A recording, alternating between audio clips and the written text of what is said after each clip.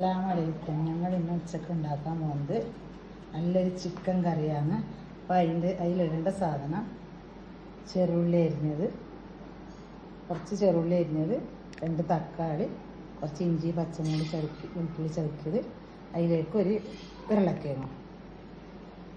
Chicken കയറ്റി വെച്ചിട്ടുണ്ട്. നല്ല ചൂടായിട്ടാകുമ്പോൾ തേങ്ങ വെച്ച് കൊടുക്കാം.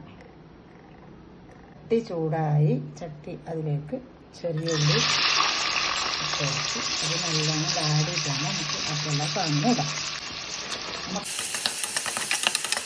നല്ലോണം വാടി എന്നിട്ട് നമുക്ക് തക്കാളി ഇട്ട് കൊടുക്കാം. തക്കാളി കുറച്ച് വാടിയിട്ടായിട്ട് നമുക്ക് അത് തക്കാളിയും വാടിയിട്ട് നമുക്ക് ഇഞ്ചി ഇത്ര വേണം കുറച്ചാണ്. അത് കഴിഞ്ഞ് നമുക്ക് ഈ ഉരുളക്കിഴങ്ങ് അതിലേക്ക് തട്ടിക്കൊടുക്കാം. എല്ലാവരും ഇങ്ങനെ ഉണ്ടാക്കി നോക്കണമെങ്കിൽ ഉണ്ടാവും.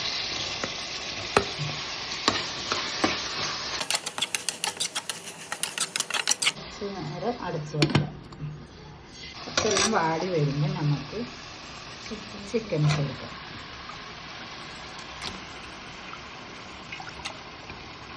കുറച്ച് മഞ്ഞപ്പൊടിയും കുറച്ച് കുരുമുളക് പൊടിയും ഇട്ട് കൊടുക്കാം.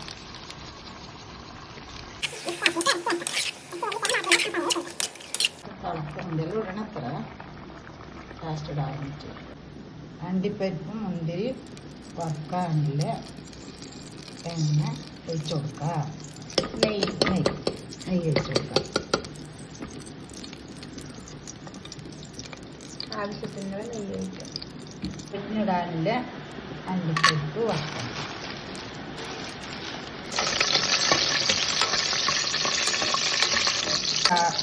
കുറച്ച് മൂത്ത് അതിലേക്ക് മുന്തിരി ഇടാം.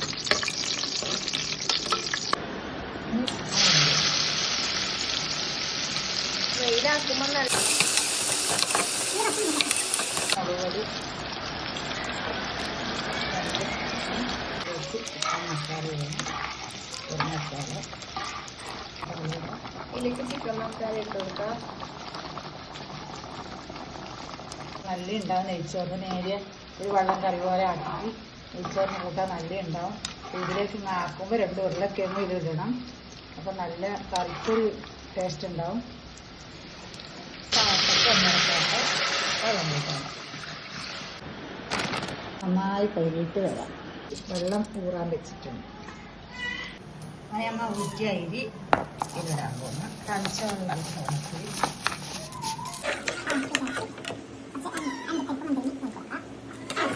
കറി റെഡിയായി. എല്ലാവരും ഇങ്ങനെ ആക്കി നോക്കാം. ഉരുളക്കിഴങ്ങ് കുട്ടികൾക്ക് ഒരു ഐഡിയയിലെ കൂടി ചോറ് തിന്നിക്കാനും പറ്റും. നെയ്ച്ചോറ് കുക്കറിൽ ഉണ്ടാക്കിയത്. അപ്പം അതിൻ്റെ മുകളിൽ നമുക്ക് എല്ലാം വേറി കൊടുത്തിട്ടാക്കി ആയി ചിക്കൻ മുളക് കറിയും വെച്ച് അങ്ങനെ നമുക്ക് ചോറ് റെഡിയായി. ഇത് നമുക്ക് വേവിക്കാം.